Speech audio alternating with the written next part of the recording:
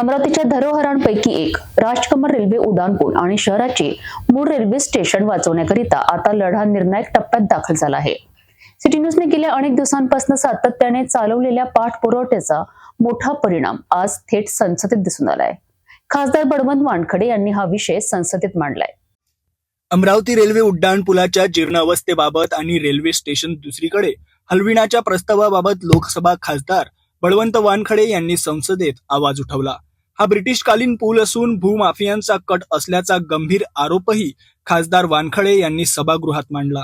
याच मुद्द्यावर 29 नोव्हेंबर 2025 रोजी राज्यसभा खासदार डॉक्टर अनिल बोंडे यांनी पत्रकार परिषद घेऊन पूल कोसळण्याचा आणि रेल्वे स्टेशन दुसऱ्या ठिकाणी हलविण्याच्या योजनेबाबत माहिती दिली। सिटी न्यूजने हा विषय सर्वप्रथम उचलला। या विषयाला घेऊन सिटी न्यूजने सतत पाठपुरावा करत धरून ठेवले।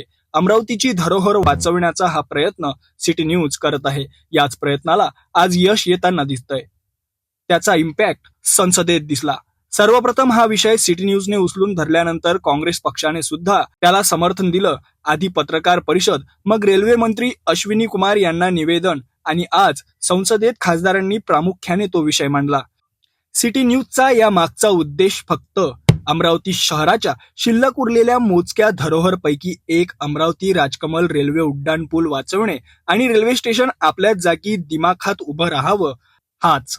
या विषयाला घेऊन आम्ही जनता दरबाराच्या माध्यमातून अमरावतीकरांच्या प्रतिक्रिया सुद्धा मागविल्या आणि भरपूर मोठ्या प्रमाणात त्याला प्रतिसाद देत हे चुकीचं होतंय असं लोकांकडून म्हटलं गेलंय। आम्ही लवकरच त्या प्रतिक्रिया सुद्धा आपल्या समोर मांडू।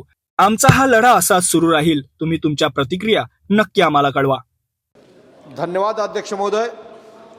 माझ्या अमरावती शहरातील जो रेल्वे उड्डाणपुलाचा विषय आहे तो अतिशय चिंतेचा विषय झालेला आहे। त्याची जनमानसात खूप मोठ्या प्रमाणावर चर्चा आहे।